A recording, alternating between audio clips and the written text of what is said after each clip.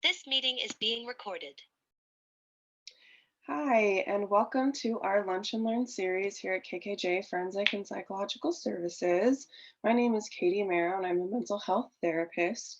And today I'm going to be doing a little recap of our last Lunch and Learn about health and wellness. So, the purpose of this presentation is kind of to discuss wellness as a whole, as well as the different dimensions, kind of what that looks like in your life, as well as how to create and implement your own wellness plan. So, what is health and what is wellness?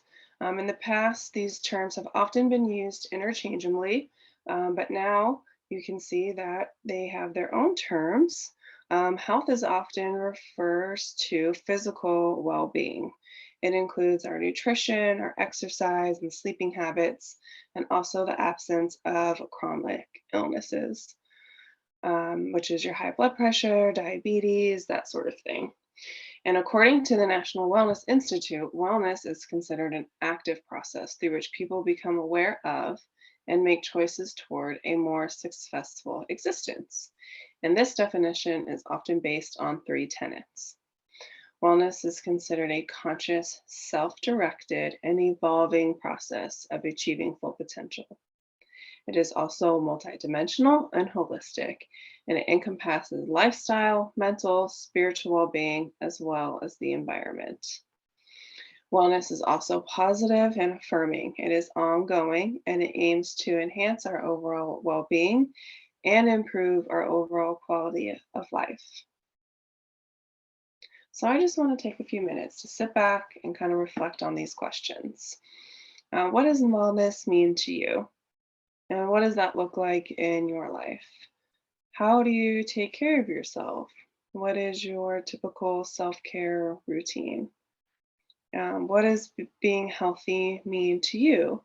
Is it making sure you eat your daily fruits and vegetables? Is it making sure that you meet the calorie count? Um, is it your number on the scale or your BMI? And also reflecting on what areas of your life can you change or maybe improve on?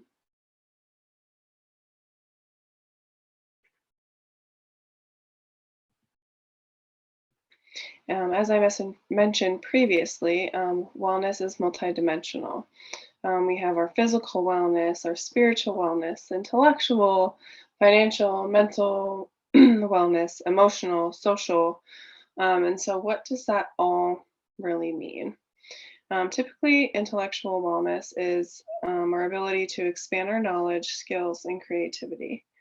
And social wellness is our ability to be able to relate and connect with others, creating positive relationships in our lives. Spiritual wellness is our ability to establish peace and harmony, growing a sense of meaning in our life, or that can also include our religious beliefs as well. Financial wellness. So how is your relationship with money? How do you manage your resources? And emotional wellness is our ability to understand ourselves and cope with challenges um, and our feelings. Physical wellness, now that's our proper eating habits, our exercise, our medical health. Even occupational wellness is finding our purpose and satisfaction in our lives. Now, taking a moment, what does that look like in your life? Each of these dimensions. Do you feel like you can relate and connect with others? Have you found peace and harmony or meaning in your life? Do you have a higher power that's important to you? Are you able to cope with your feelings and emotions in a healthy way? Do you have purpose in your work, or do you feel like it's just that day to day drag? Um, And with our intellectual, how are you able to expand your knowledge and your creativity?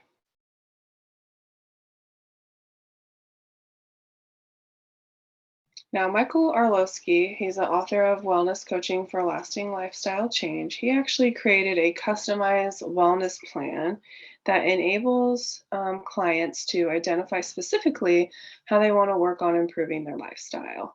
The wellness plan is a way to measure and track progress, it's a way to secure adequate support, and it's a great way to be able to know if we have identified our outcomes. Have we achieved our goals or reached our destination? Wellness plan also consists of two parts. We have our overall vision. What is your vision? What needs to happen to you and able to function at your best and live your best life? What areas of focus do you want to work on the most? It's usually recommended that focusing on 5 areas or less will help you to reach maximum success. It's also important to look at, depending on your areas of focus, are where is the greatest readiness for change?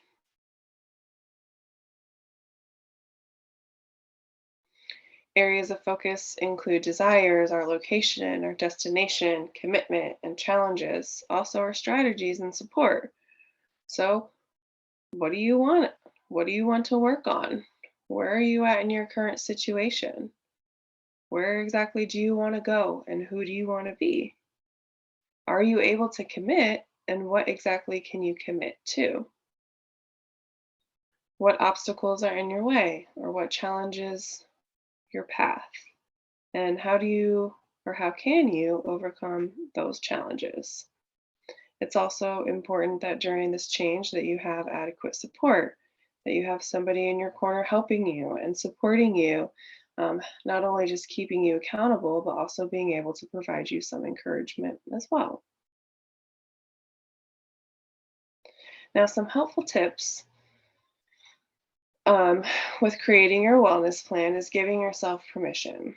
We all know that change is hard, but just taking that first step, right? Getting your toes in the water, and you'll see that it actually isn't as scary. Also, finding your motivation is important. And with that is working with what works. And I know that sounds silly, but what I mean by that is kind of using structures as physical reminders to help you remember your goals, right? What motivates you? Is that enjoyment or stimulation? Is it feeling accomplished or a concrete benefit? Do you want to be able um, to go out and enjoy nature with your loved one?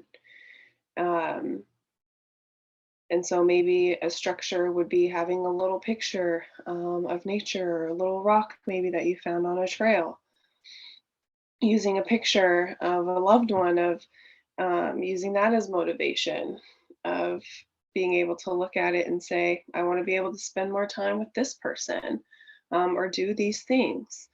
It's also important to journal. Journaling helps us stay on track. It can help us reflect on our progress and observe your change, where you're at, and also regain confidence that you are getting somewhere, even when it may not always feel like it.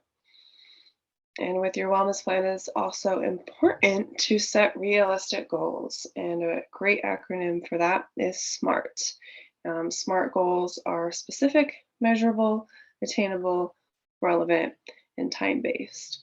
And I highly recommend that if you want to learn more about goal setting and setting realistic goals, to check out Dr. Whitney Wall's presentation from a few weeks ago, who gives some really helpful information on that topic. Other important tips are is no beating yourself up. Give yourself some grace. Change is hard, but you will see that it's worth it. And also remembering the power of habit, practice, patience. Research tells us that it can take up to 21 days or 180 days to truly drop an old habit and adopt a new one. So it is important to stay patient and stick with it. If you would like to learn more on this topic, this is Arlowski's book, Wellness Coaching for Lasting Lifestyle Change.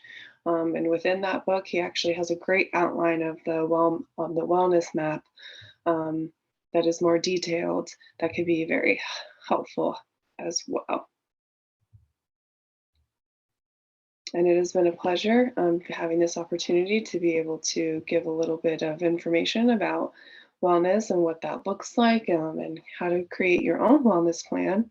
So, if you are interested in your own wellness coach, please feel free to contact me directly at my email at katie@kkjpsych.com. Thanks so much.